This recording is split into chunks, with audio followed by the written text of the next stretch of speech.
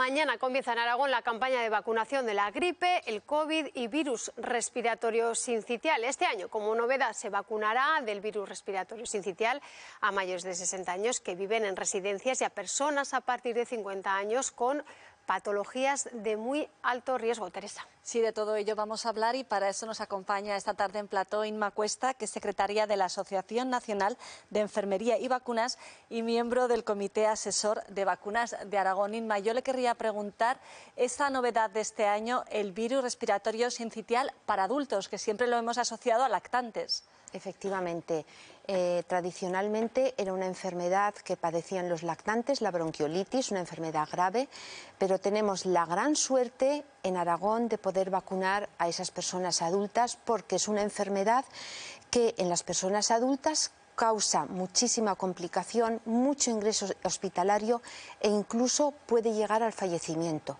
Fundamental que una persona adulta que tenga las posibilidades en Aragón de vacunarse frente al virus respiratorio, se vacune.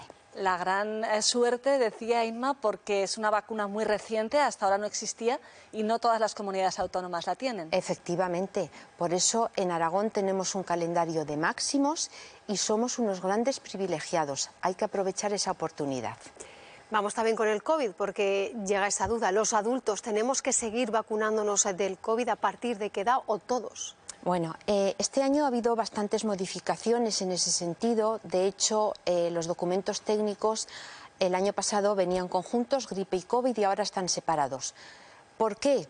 Pues porque la situación de COVID ha cambiado el virus y, por supuesto, ha cambiado la patología, la enfermedad en sí.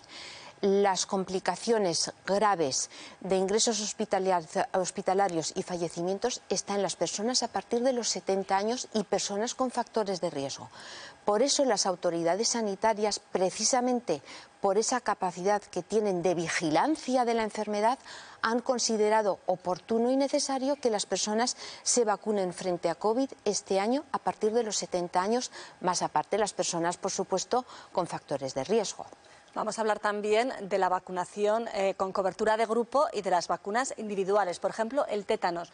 ¿Cómo de importante es esa cobertura de grupo para que sean efectivas las vacunas? Bueno, pues esto es el aspecto solidario y altruista de la vacunación. Cuantas más personas se vacunan, cuanta mayor cobertura vacunal tenemos, cuando las enfermeras y los profesionales sanitarios recomendamos y vacunamos más, se produce esa cobertura de grupo o cobertura de rebaño. Pero hay vacunas que, por mucho que haya una cobertura alta de rebaño, si uno no se vacuna no está protegido, como es por ejemplo la vacuna frente a tétanos. Si uno no está protegido frente a tétanos, puede contraer un tétanos y puede incluso llegar a fallecer. Entonces, el aspecto de la inmunidad de rebaño también tiene que ver sobre todo con un aspecto altruista y solidario. Y yo me vacuno para proteger a los demás.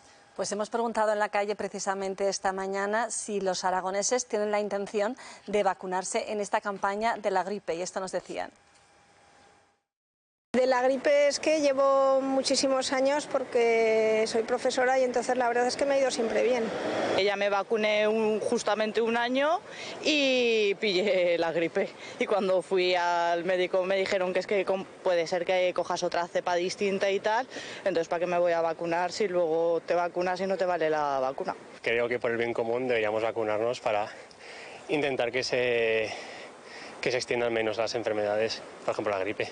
Yo me vacuno de la gripe y del COVID, lo que pasa que este año del COVID no me puedo vacunar porque lo acabo de pasar recientemente. La verdad nunca he sido de vacunarme, nunca he pasado la gripe, yo creo, y no lo suelo hacer. Igual debería porque mi familia la pasan y se pasa mal, pero no lo suelo hacer, la verdad.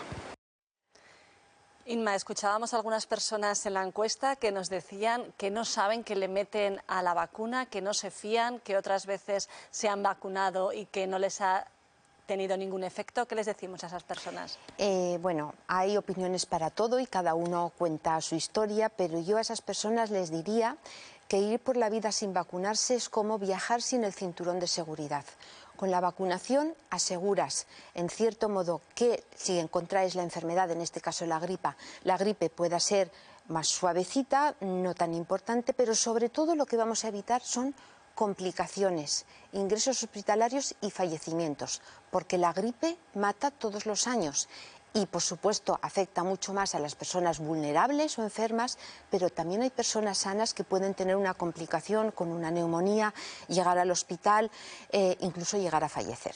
Y para entender mejor los efectos de la vacuna, vamos a ver ahora un ejemplo de Suecia, un estudio que hicieron de cómo al introducir la vacuna de la tosferina, del sarampión y de la poliomielitis consiguieron en 9 años, de 1910 al 2019, conseguir evitar 1,5 millones de casos. Lo vamos a ver, lo estamos viendo ahora en pantalla, cómo se introduce la vacuna de la tosferina en 1953 y cómo la curva literalmente se convierte en una línea plana y se consigue reducir 64% de los casos. En el caso de la sarampión, que se introduce en 1971, se reducen el 84% de los casos.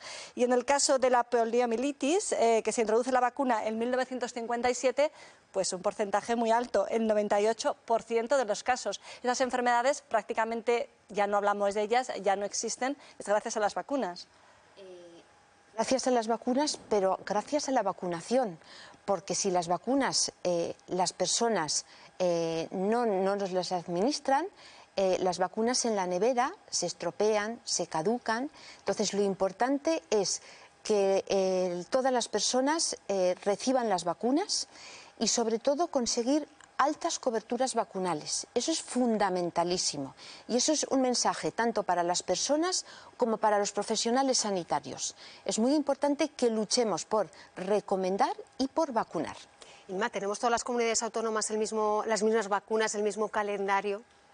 Bueno, ya lo he dicho, en Aragón somos unos privilegiados, tenemos un calendario de máximos, el calendario vacunal infantil está súper completo con todas las recomendaciones que hizo el Ministerio, incluso implementadas a lo largo del año 2024. Y hay comunidades autónomas que todavía no lo tienen implementado. Entonces, somos unos grandes privilegiados, tenemos que aprovechar lo que desde el punto de vista de la salud pública nos proporcionan para proteger nuestra salud y para acceder a la vacunación.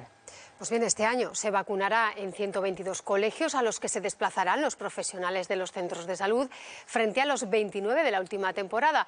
También se amplían las edades, esta vez es hasta los 7 años. Para hablar de la vacunación en niños nos atiende ya Elena Javierre, que es la presidenta de la Asociación de Pediatría de Atención Primaria de Aragón. Muy buenas tardes. Hola, muy buenas tardes. ¿Por qué es tan importante vacunar a los niños de la gripe? Bueno, pues es muy importante porque los niños y los adolescentes, o la población infanto-juvenil, son los que mayores tasas de casos de gripe acumulan en todas las temporadas.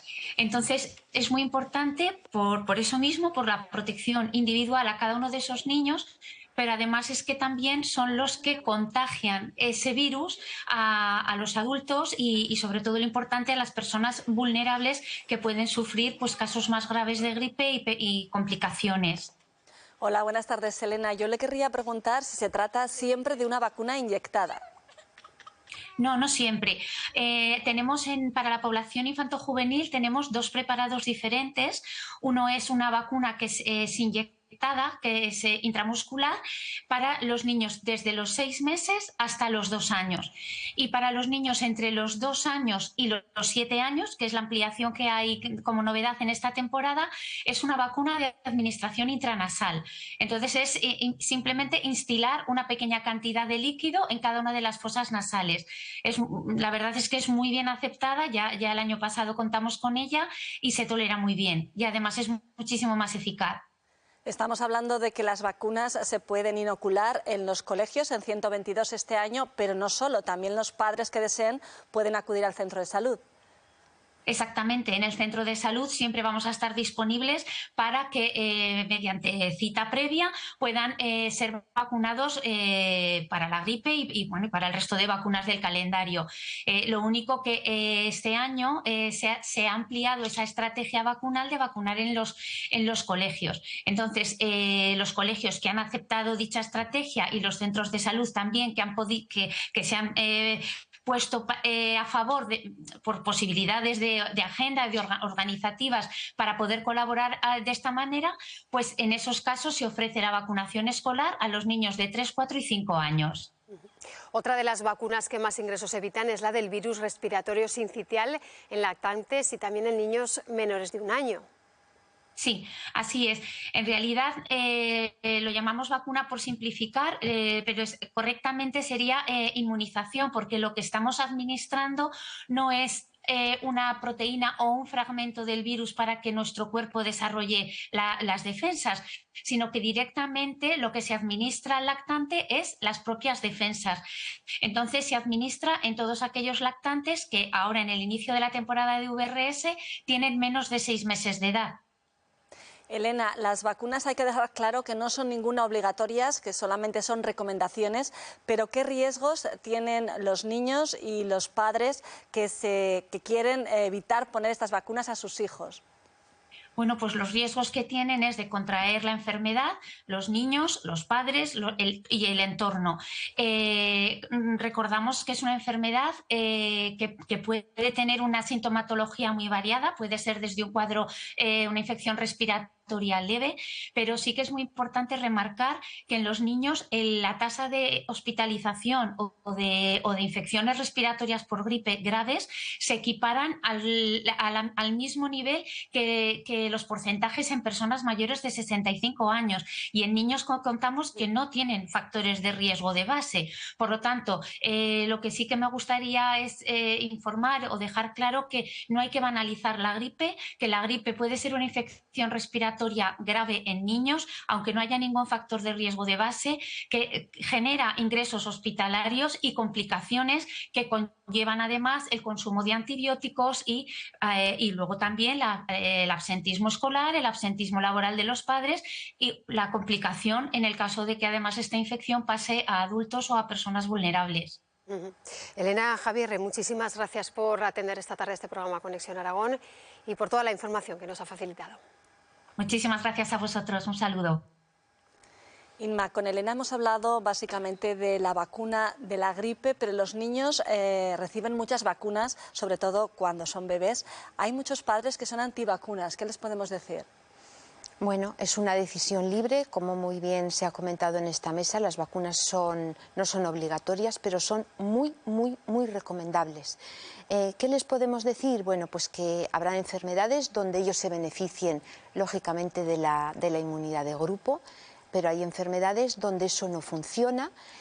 Quiero poner encima de la mesa que hace no muchos años, en el 2015 creo que fue, el fallecimiento de un niño en Olot por difteria, cuyos papás no habían vacunado a sus niños. Entonces, el mensaje es muy claro.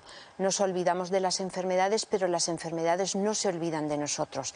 Y aunque en teoría hay enfermedades que ya no se oyen, en cualquier momento, cuando baja la cantidad de personas que se vacunan, es decir, baja la cobertura, pueden reaparecer. Estamos ahora también con grandes problemas con brotes de sarampión y es muy importante que la población sepa esto y que, por supuesto, le dé la oportunidad a sus hijos de prevenirse frente a enfermedades. Hablando, por ejemplo, de esos brotes de sarampión que nos dice Inma, ¿eso se debe a una baja en la vacunación, a una disminución de las vacunas que se han puesto? No. A ver, hay países donde la población no tiene acceso a la vacunación. Hoy en día viajamos muy rápidamente, nos movemos más. Y en concreto con el tema del sarampión hay un grupo de población joven, adulta, que ni ha pasado la enfermedad ni está vacunada. Entonces, ahí es donde surge el riesgo. Viene una persona con un cuadro de sarampión, infecta a ese sanitario, habitualmente sanitario, y ya se produce un brote. Vamos a estar muy pendientes también de esos brotes, por supuesto que sí. De cómo se va evolucionando, sobre todo también esta campaña de vacunación, pero vamos a hablar también de la vacunación en mujeres embarazadas. Para ello nos atiende ya Nadia Nassar, ginecóloga del Hospital Clínico de Zaragoza. Muy buenas tardes. Hola, buenas tardes. Nadia, ¿deben vacunarse las mujeres embarazadas de la gripe? ¿Corren riesgos?